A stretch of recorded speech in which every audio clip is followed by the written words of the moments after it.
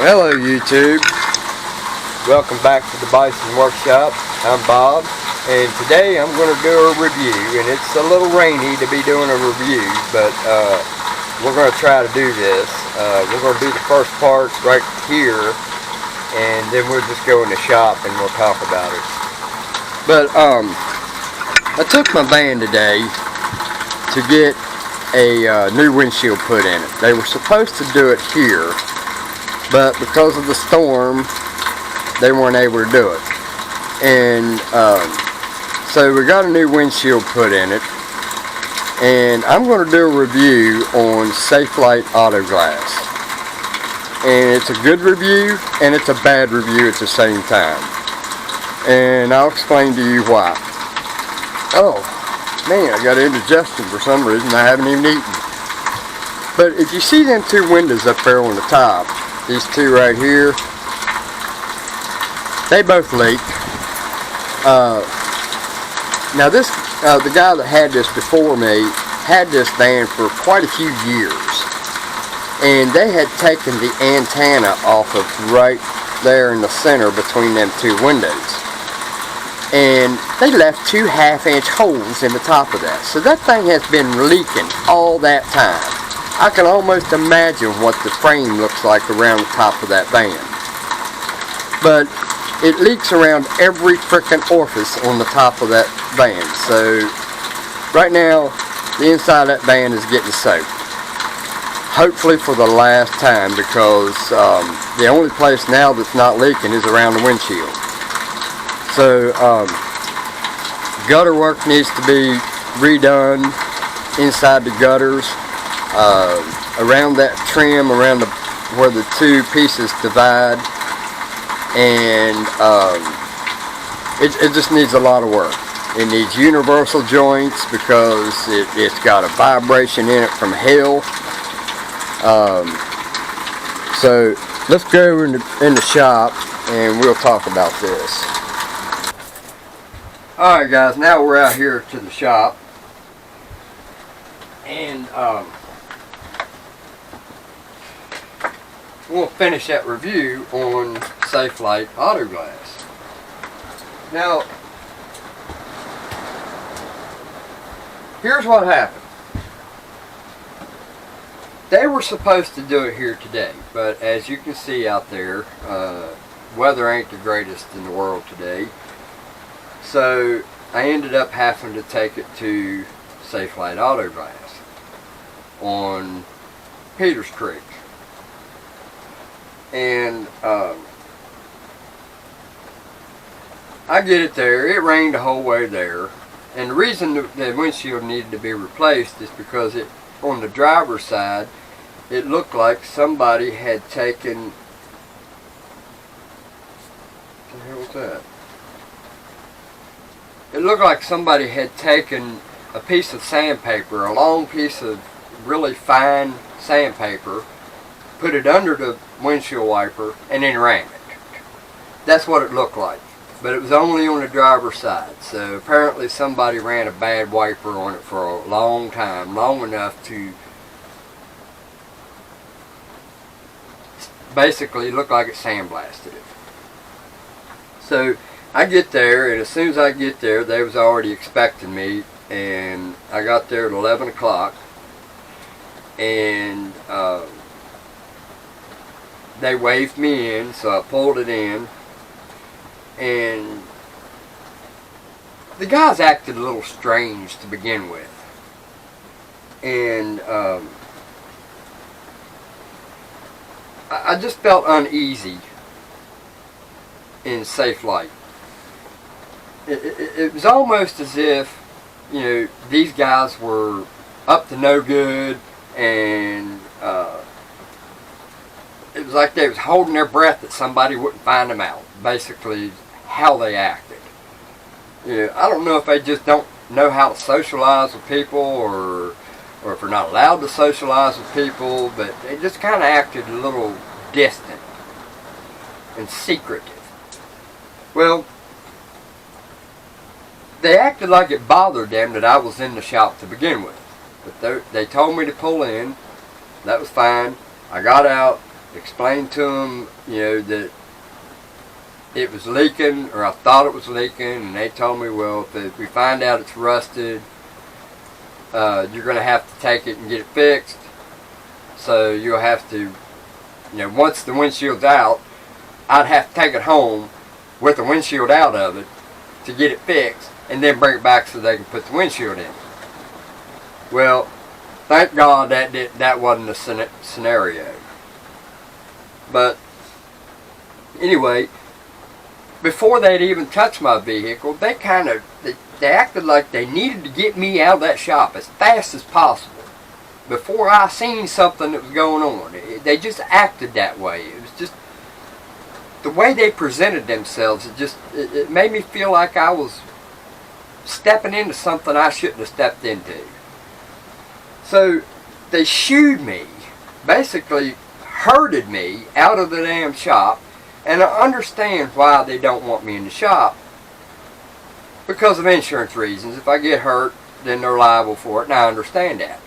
It's just how they shooed me out that bothered me. Alright, so then they put me in this waiting room, and the door opened fine. I went into the waiting room, but the minute I turned around to open the door to just kind of peek around to make sure I got a last look, it was locked. So the waiting room locked you out of that area. You couldn't even open the door to just kind of peek in and then shut the door. I'm sorry. When I'm blinded from my vehicle while somebody's working on it, that don't fly with me. I am a mechanic. I work on my own stuff, and if I'd have had the material, and if I thought it was a cheap enough deal, I'd have done the windshield myself. I've done windshields before. It wouldn't bother me to do it again.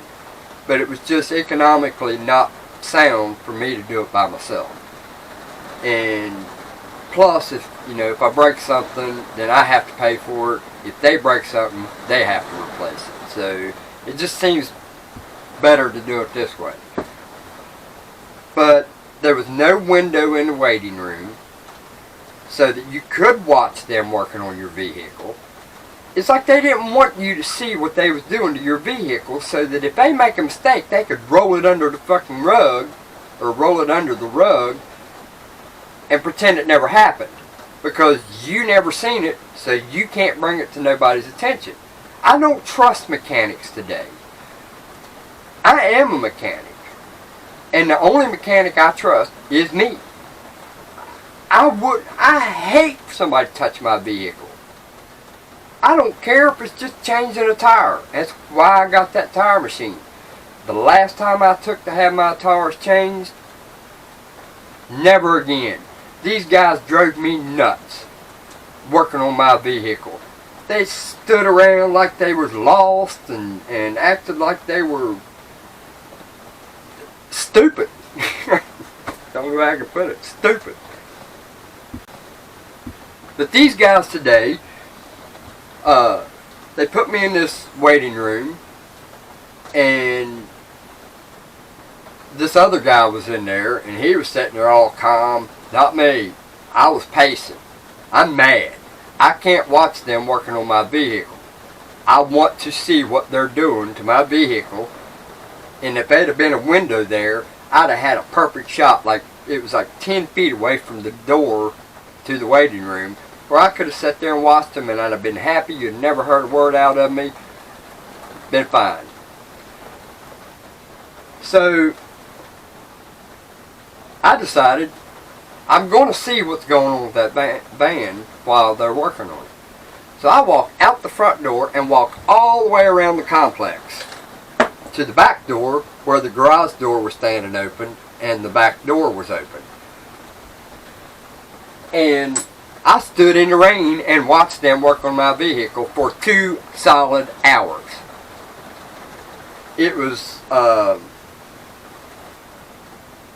it was about 2 hours. It took them 2 hours to put a windshield in that van. And a lot of the work was, I noticed they stood around a lot. There, at one moment, there was like 5 minutes worth of time where the technician and another technician was standing behind my van just shooting the breeze. You know, yes, he did good work, and I'm not complaining about his work. I'm complaining about the way they acted.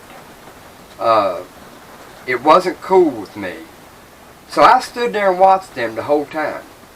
At one point, there was a guy, one of the guys came over, and he was taking a windshield over to the pile where they put the used ones.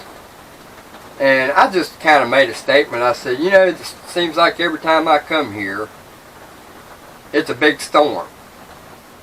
And he looked at me. He acknowledged that I said something to him and never said a word to me, and turned around as if I was a disease and that I shouldn't be there. And I felt like I was out of place. I felt like I didn't belong there. And even my technician, even though he did a good job, he still lacks in social skills.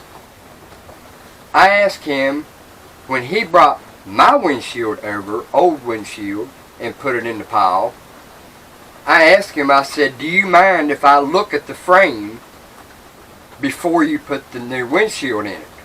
The basic reason I wanted to know that is because I wanted to see what I was getting into with this van. I wanted to see what kind of damage was there, because I knew this thing leaked, and I wanted to see if there was any kind of damage that I needed to worry about in the future and that needed to be addressed. So, you know, I don't see any reason why I couldn't have just walked over there, looked at it, inspected it, and then went back to where I was at. That wasn't going to happen. And I had to make a scene to make them let me go look. And it made me feel like I had to just glance at it and run. So, you know, these people have a lot of work ahead of them to make a pretty, I don't know what the word would be for it, a little more friendly place to be. Yeah, I was not impressed. In fact, it pissed me off a little bit that they acted that way towards me. You know, I get a text, believe it or not, I was there for like 20 minutes. He had already got ready to take the windshield out and was preparing to pull it out. I get a text saying that the technician is on the way to my house. And I hollered across the room. I said, oh, do you know you're on the way to my house to fix this? Yeah, I was just making a joke. And yeah, he did a good job on the windshield. You know, I don't have no complaints with the job itself. It's just they acted like I was nobody to them. It was like I felt disrespected. You know, me being a fellow mechanic, and you know, I've dealt with public just like they do, and I've always done it with a smile. Because I'm gonna tell you, the place that I worked for, if you didn't smile at your customers, you wouldn't be there very long. Public relations is very important when it comes to your business. And yes, I'm going to call Safelite Auto Glass, and I'm going to explain to them how I felt while I was at their store. And I'll never go back to Safelite again. If they don't come to my house where I make the rules, then it's not going to get done. I'll scrap the vehicle first before I go back to Safelite Auto Glass. They can come to my house from now on, but I'll never go back to their place. Simply because I don't think that it's right that I can't sit there and watch them working on my vehicle. Being that we have in today's world where mechanics try to get away with shit that to make a little more money and screw the customer. It happens more often than you think. So what I should have done was set my camera up in the van, and if I'd had it all do over again, I would have done that. And I just thought of that idea too, sitting here looking at the camera. I should have done that. And hell, I probably would have heard them talking about me too. And I guarantee you it wasn't good. I'll bet you any amount of money one of them had something derogatory to say about me because I was standing out there in the rain trying to make sure that they are honest mechanics. But, you know, it's just they acted like they was hiding something. When I got there, it just felt like I had walked into a bad situation, a sneaky situation. So, you know, that's my review on Safelite Auto Glass. And you guys have a good one. Later.